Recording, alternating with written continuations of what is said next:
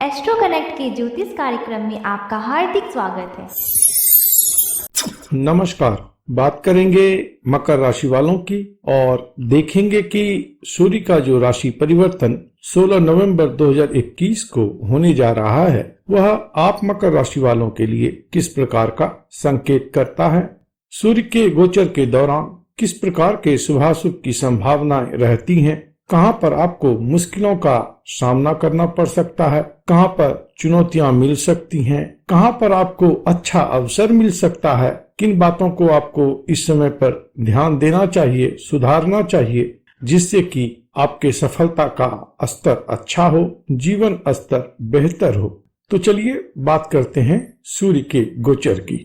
16 नवंबर 2021 को सूर्य अपनी नीच राशि अर्थात तुला राशि से निकल करके वृश्चिक राशि जो कि मंगल की राशि है और सूर्य के मित्र की राशि है वहां पर संचार करेंगे। वृश्चिक राशि में सूर्य का संचार 16 दिसंबर 2021 तक रहेगा। तो कुल मिलाकर के एक माह का समय खंड है और यह कई कारणों से महत्वपूर्ण है। पहला तो यही है कि सूर्य अपनी नीच राशि से निकलेंगे, सूर्य की नीचता जो है वह समाप्त होगी। इस बात का बड़ा ही महत्व है क्योंकि सूर्य जो है इस चराचर जगत के प्रत्यक्ष देव हैं। सूर्य जो है इतना प्रभावशाली है कि इनसे जगत में प्राण प्रतिष्ठित होता है। सूर्य पालन करता है, राजा ग्रह है।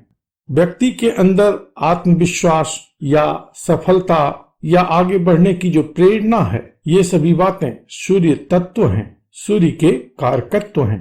तो जब सूर्यदेव नीच के चल रहे थे तो इन सभी बातों में कहीं न कहीं कमी रही और इसका प्रभाव जो है संपूर्ण जगत पर पड़ा। साथ ही साथ आप मकर राशि वालों पर अधिक रहा क्योंकि यह कर्म भाव में जाकर के नीच के हुए। इस कारण से प्रोफेशन का एस्पेक्ट उतना फ्लरिश नहीं हो पाया जितना कि होना चाहिए था और कुछ रेजिस्टेंस भी आपके कामकाज में बना रहा। लेकिन स्थिति अब बेहतर होगी क्योंकि ग्रह राज सूर्य अपनी मित्र राशि में संचार करेंगे। दूसरी महत्वपूर्ण बात यह है कि सूर्य का जो संचार होगा वह आपके लाभ भाव से होगा।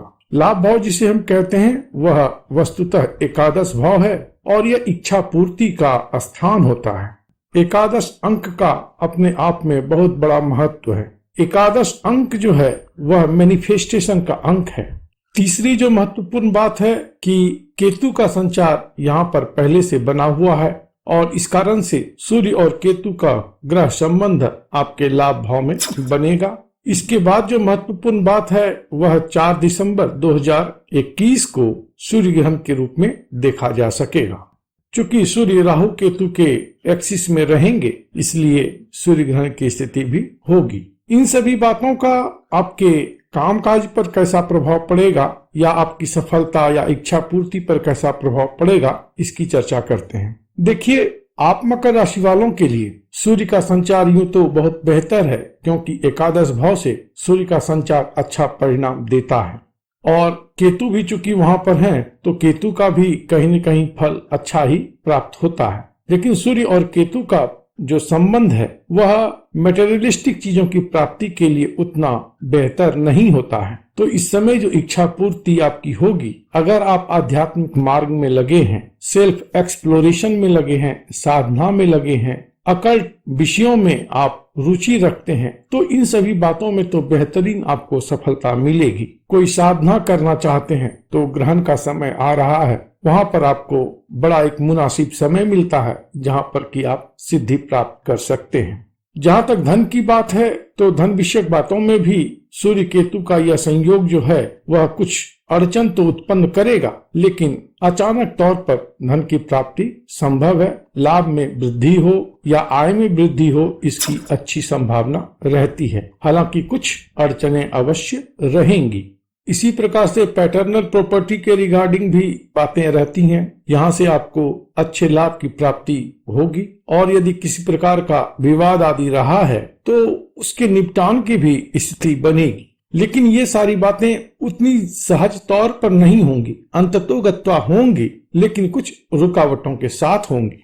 अष्टम भाव निर्दोष का है। तो निर्दोष जब इस समय में मुखर होगा तो वह कहीं न कहीं आपके लाभ और इच्छा पूर्ति को कुप्रभावित करेगा। इसलिए गलती करने से अभी आपको बचना है। गलती कहाँ पर हो सकती है? तो पिता के साथ, बड़े भाई के साथ, या कहीं पर सोशल गैदरिंग है, सेलिब्रेशन का माहौल है, वहां पर कुछ गलती हो सकती है। वहां पर गलती करने से आपको बचना है। पिता के साथ, मित्र के साथ, बड़े भाई के साथ अच्छा बर्ताव इस समय में रखते हैं, अच्छा व्यवहार करते हैं तो बहुत अच्छी स्थिति रहेगी। इन लोगों के सहयोगात्मक होने पर आपकी स्थिति और मजबूत होती है और कहीं न कहीं इनका योगदान आपके सफलता में भी होता है।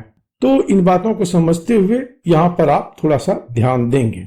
इसके बाद इन चीजों को समझें कि अष्टम भाव के स्वामी होकर के लाभ भाव से जब सूर्य का दृष्टि प्रभाव पंचम भाव पर पड़ेगा तो क्या होगा। पंचम भाव ज्ञान का भाव है, बुद्धि विवेक का भाव है। अच्छी अवस्था में तो हमने पहले ही कहा कि इस समय में ज्ञान का उदय होना, साधना में सिद्धि को प्राप्त करना और मंत्र सिद्धि आदि के लिए भी सूर्य का यह गोचर जो है सो अनुकूल है। लेकिन विपरीत स्थिति में यह भी होगा कि बुद्धि भ्रष्ट हो सकती है। कहने का मतलब क्या है कि डिसीजन मेकिंग पावर इस समय में कुप्रभावित हो सकती है। आप कोई गलत निर्णय कर सकते हैं और गलत निर्णय कहाँ पर हो सकता है? तो क्विक गेन के चक्कर में कहीं पर इन्वेस्टमेंट आप गलत कर सकते हैं। स्टॉक मार्केट में इन्वेस्टमेंट आपका गलत हो सकता है, नुकसानदायी हो सकता है। जिससे आप प्यार करते हैं, प्रेम करते हैं, उनके साथ आपका व्यवहार खराब हो सकता है। आपके मिसबिहेव के कारण आपका जो रिलेशन है वह खतरे में पड़ सकता है। इस प्रकार की संभावना रहती है और इस चीज को आप जरूर ध्यान रखिए क्योंकि वहां पर ग्रहण की स्थिति बन रही है। तो बुद्धि विवेक आपका बेहतर हो, आपका हाजिर दिमाग हो, डिसीजन मेकिंग फैकल्टी जो है वह स्ट्रांग हो। इन सभी बातों के लिए आपको सूर्य की आराधना इस समय में करनी चाहिए। वैसे तो सूर्य अष्टमेश है आपके लिए, लेकिन सूर्य चाहे अष्टमेश हो, षष्ठेश हो या द्वादशेश हो, कोई फर्क नहीं पड़ता। सूर्य जो है वह आत्म तत्व है, इसलिए सूर्य का सदैव उपासना करना, पूजा करना सबों के लिए बेहतर है। तो इस समय में आप सूर्याष्टकम का पाठ करें और प्रतिदिन सूर्यदेव को जल दें। अगर आपको समस्या किसी प्रकार से सरकार के माध्यम से मिल रही है, पिता के माध्यम से मिल रही है, तो इस समय खंड में आप जो है भूरी चींटियों को चीनी या सतनजा डाला करें और मित्रों के बीच गुड़ से बनी मीठी चीजों का वितरण करें। इससे भी आपको लाभ होगा।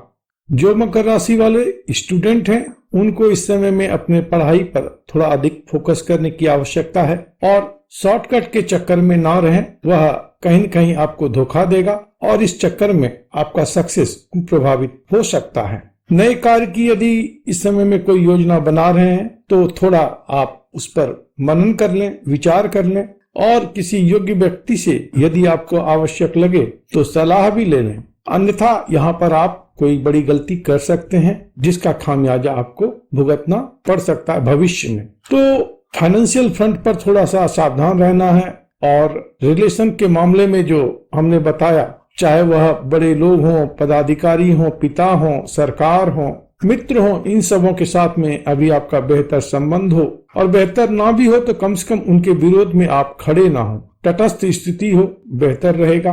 पिता के साथ अच्छे ताल्लुकात नहीं है तो कोई बात नहीं, उनके साथ फर्दर जो है सो आर्गुमेंट बढ़ाना नहीं चाहिए। फर्दर कोई प्रॉब्लम ना हो आपके कारण से, इसका आप ध्यान रखें।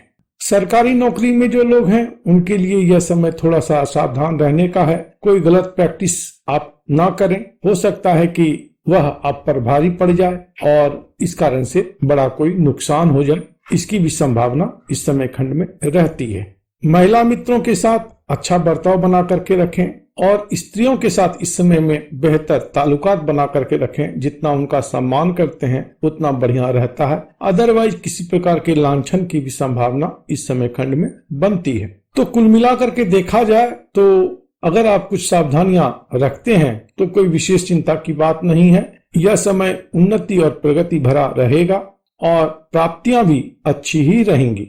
प्रभु आप पर कृपा करें, आप स्वस्थ रहें, मस्त रहें और व्यस्त रहें। ओम नमो भगवते वासुदेवाय। ओम नमो भगवते वासुदेवाय।